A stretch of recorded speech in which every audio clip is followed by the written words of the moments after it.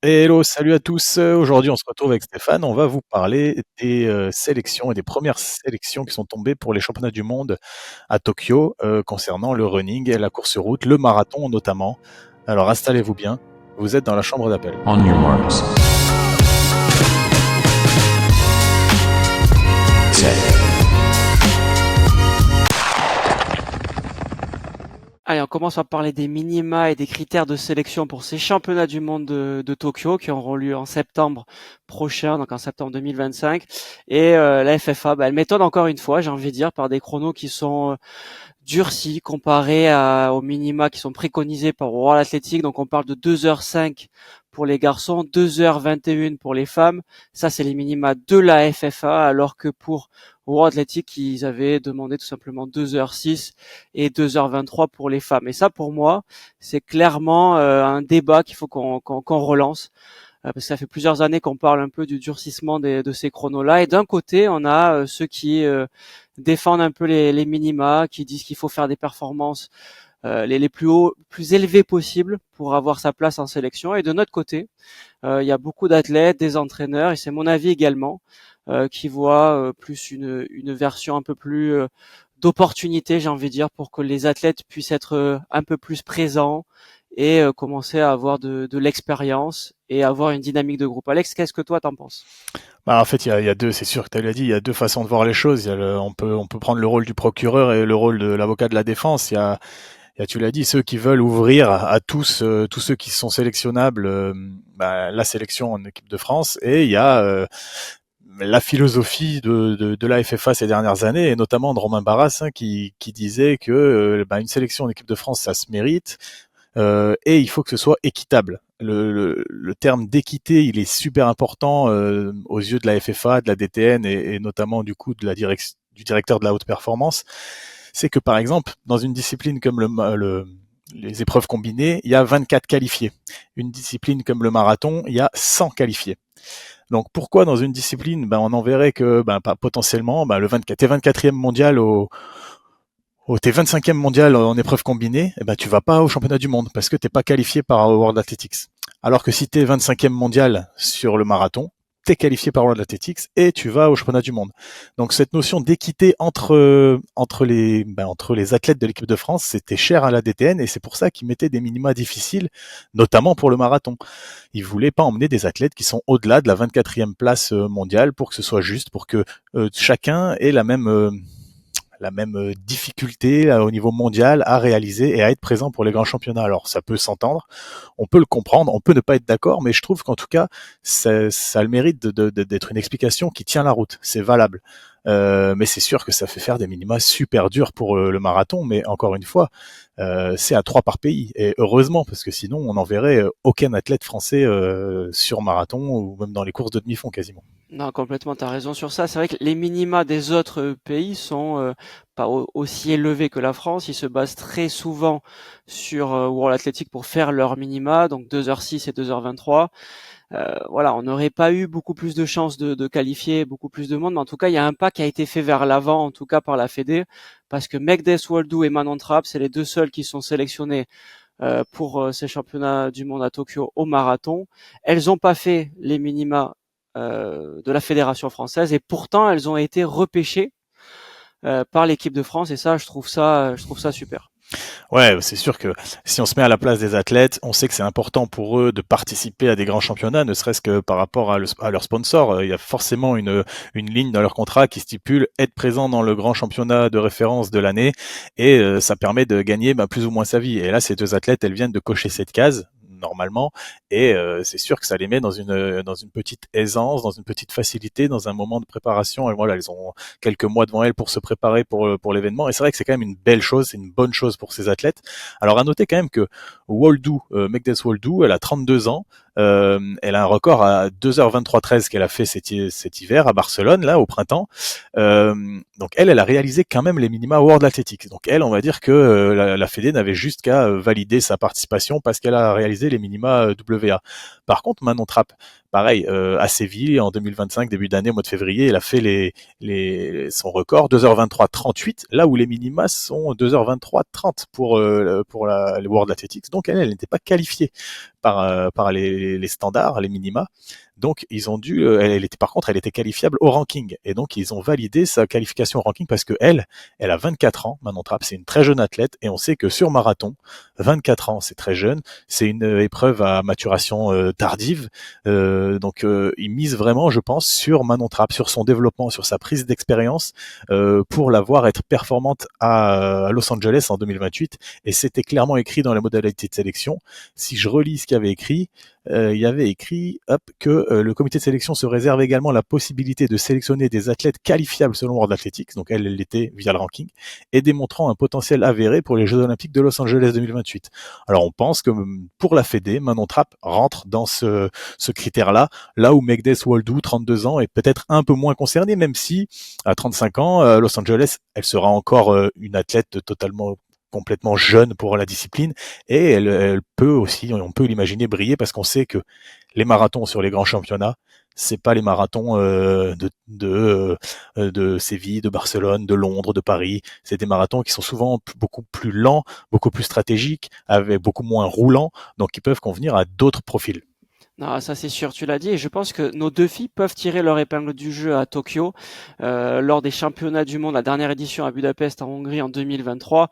On sait que ça se gagne en 2h24, donc c'est moins bien que leur record personnel réalisé cette année à Barcelone pour Megdes ou à Séville pour Manon. Donc tout est possible sur ces courses-là. On sait que c'est des courses qui finissent très très vite, ça part pas sur des grosses bases, mais par contre ça accélère progressivement. On sait que les Africaines, elles vont atomiser la course, mais peut-être que Manon Trapp et Megdes peuvent réaliser aussi, on les a pas encore les minima pour les Jeux Olympiques de 2028 à Los Angeles. Il faut vraiment se dire que Tokyo, c'est une étape pour Los Angeles. C'est vraiment ce qu'a dit la Fédé. Je pense que c'est super intéressant d'envoyer ces deux athlètes-là, parce que Megdes, c'est un peu plus l'expérience, même si elle n'a pas encore l'expérience sur le marathon, elle a l'expérience de son âge et aussi de ses performances. Elle détient le record de France du 10 km et du marathon. Et Manon Trapp, j'ai l'impression que c'est un peu la jeunesse, c'est un peu la fougue.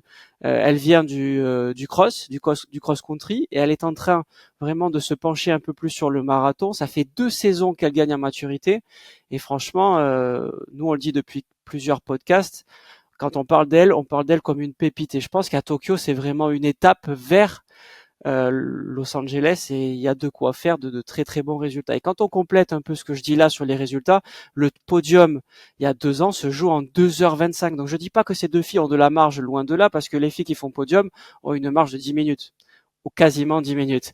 Mais il y a de quoi faire. Pour le moment, elles sont 19e et 23e au bilan mondial si on prend 3 athlètes par pays. Pourquoi pas se rapprocher du top 8, voire mieux à Tokyo. Oui, on l'a vu de toute façon chez les garçons en 2023 à Budapest, je crois. Hassan Chadi, qui n'est pas un garçon qui a des références folles sur marathon, il est très fort, il a de très bons résultats, mais il faut pas se mentir, c'est pas un cadre du marathon mondial, mais il avait quand même réussi à finir septième du marathon des championnats du monde. Et ça, c'est une sacrée perf. Alors, ok, il y a que 3 Éthiopiens, il y a que 3 Kenyans sur des championnats du monde, mais c'est la règle, c'est le jeu, donc il y avait même pas de débat là-dessus. C'est comme ça que ça se passe.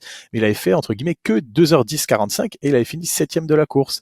Et ça, c'était intéressant. Ça permet de marquer des points à la France au classement à la placing table. Donc voilà, on peut imaginer que pour ces deux-là, Waldou et Trapp, c'est un pari pour l'avenir, c'est la prise d'expérience. Et il y a aussi, moi, quelque chose que je veux noter et souligner, ressouligner, c'est que faire la sélection pour le mois de septembre au mois de mai, c'est quand même un confort et une sérénité pour ces athlètes qui vont pouvoir s'entraîner, préparer leurs choses. Elles vont avoir quand même l'obligation de prouver un état de forme sur une distance entre le 10 km et le semi-marathon jusqu'au 24 août, avant le 24 août de cette année. Ça me semble logique, hein, c'est logique de montrer qu'on est encore en forme et qu'on prépare bien l'échéance et qu'on n'a pas eu de pépins physiques. On sait que l'année dernière, il y avait eu un bel imbroglio sur la sélection pour le marathon masculin pour les Jeux Olympiques de Paris, avec l'appel de Hassan Chadi, encore lui, dans la nuit avant le marathon pour venir prendre le départ in extremis, parce que Morad Amdouni avait déclaré forfait la veille du marathon. Et là, on peut, en tout cas pour ces deux filles-là, elles ont de la sérénité, de l'espace, du temps, et franchement, pour une discipline comme ça, c'est hyper important. Non, non, t'as tout dit. Sachant que ce marathon-là, on va l'appeler le marathon fournaise à Tokyo. Et ça, il faut en parler aussi. C'est que, comme tu dis, là, ils vont avoir le temps de se préparer. Il reste plusieurs mois pour se préparer. Cette préparation-là, elle est super importante. Tokyo en septembre, c'est pas des cerisiers et des sushis. Il n'y a pas que ça. C'est 35 degrés, c'est du cagnard, c'est un goudron qui va être brûlant. Et on se rappelle que les conditions lors des Jeux Olympiques au marathon de Tokyo en 2021, ça avait fait abandonner 30 coureurs sur 100, 30% des abandons. Alors que ces mecs-là ou ces femmes-là, elles sont athlètes de très très haut niveau depuis des années. Elles finissent un marathon, elles finissent pour la placing table, pour l'a dit, mais aussi pour la notoriété, pour l'image de finir avec son pays. 30% d'abandon à Tokyo en 2021. Ouais, ça c'est une sacrée donnée, mais il faut quand même relativiser en se disant que bon, les JO de Tokyo en 2021 c'était au mois de juillet. Là, on sera au mois de septembre, donc la saison n'est pas totalement la même. Le marathon des JO, il n'était pas à Tokyo en 2021, il était à Sapporo, il était un petit peu plus au nord sur une autre île qui était aussi réputée pour être hyper humide comme endroit. Là, cette année, en 2025 pour les championnats du monde, ça sera à Tokyo. Donc voilà, ça sera deux marathons totalement différents. On pourra pas les comparer, mais par contre, ce qui est sûr, c'est qu'il devrait faire encore un peu chaud, il devrait encore faire un peu humide, et que ben, ces athlètes-là, elles vont pouvoir se préparer avec toutes les moyens qui sont mis à leur disposition par la Fédération française de l'athlétisme, la cellule optimisation de la performance, qui va pouvoir aussi analyser leur capacité à courir en forte chaleur, à courir en forte humidité. On le sait qu'il y a de plus en plus de choses qui sont mises en place par la Fédé et c'est une bonne chose. Et donc voilà, elles vont avoir le temps de voir venir. Mais maintenant, on va peut-être pouvoir enchaîner et parler de la sélection masculine pour ces championnats du monde de Tokyo, ou plutôt devrais-je dire la non-sélection masculine, puisqu'à l'heure actuelle, Stéphane, personne n'a été sélectionné et a priori, ça devrait pas bouger. Morad Hamdouni, c'est le grand absent. Franchement, on va le dire, c'est l'absent de cette sélection. Il a réalisé 2h03 à Séville l'année dernière, en 2024. Pourquoi il n'est pas sélectionné? Tout simplement parce qu'il a une condamnation pour violence conjugale. C'est ce que la FFA vient de nous dire. Non, au nom de l'éthique sportive. C'est vraiment la phrase qui résonne là ces derniers temps dans les médias. C'est parce que Morad Hamdouni, il est dans une procédure judiciaire assez grave. Et du coup, ils veulent pas prendre de risques par rapport à tout ça. Vous nous direz aussi ce que vous en pensez. Est-ce qu'on peut écarter un athlète qui est autant performant pour des raisons extrasportives? Là aussi, il faut nous donner vos avis parce que ça peut être intéressant de débattre là-dessus, je pense. Ouais, on va en débattre, mais pour être un peu plus factuel, c'est que Morad, donc, il a été condamné. Il y a eu beaucoup d'athlètes ou même d'entraîneurs à une période il y avait des suspicions sur eux, il y avait des accusations, mais voilà, il n'y a pas eu de condamnation, donc on pouvait pas, la charte éthique de la Fédé, le service judiciaire de la Fédé ne pouvait pas agir. Tant qu'il n'y a pas de condamnation, on peut pas agir. Là, dans la charte éthique de la Fédé, il est clairement stipulé que s'il y a une condamnation, ça vient être contraire aux valeurs que veut promouvoir la Fédé, et ils sont en droit de l'exclure. Alors peut-être pas l'exclure ad vitam aeternam, hein, mais en tout cas ponctuellement. Et je pense aussi, on en a parlé tout à l'heure, que l'épisode de son abandon l'année dernière à la veille du championnat des Jeux Olympiques de Paris ne plaide pas en sa faveur. On pense à la Fédé, et tout le monde le sait, qu'il savait depuis bien longtemps qu'il ne pourrait pas être au départ du marathon de Paris, et qu'il a attendu le dernier moment pour déclarer forfait, ce qui a mis un petit peu en PLS la Fédé, qui ont dû vraiment s'arracher et passer nuit blanche pour faire intégrer Hassan Chadi au marathon. Et je pense que c'est un petit peu un juste retour des choses. Morad Hamdouni, cette année, en plus, il a fait son record en 2024, certes, mais il n'était pas dans les dates de modalité de sélection, parce qu'il fallait faire la performance entre le 1er juin 2024 et le 4 mai 2025, donc la semaine dernière. Et lui, il avait fait sa performance un peu avant le 1er juin 2024. Donc voilà, ils avaient des raisons de pas le sélectionner, et beaucoup de raisons au final, avec le côté judiciaire, le côté sportif et le côté un petit peu administratif de l'année dernière. Ouais, et puis il y a aussi un autre absent, il faut qu'on en parle, c'est Nicolas Navarro et Mehdi Frère.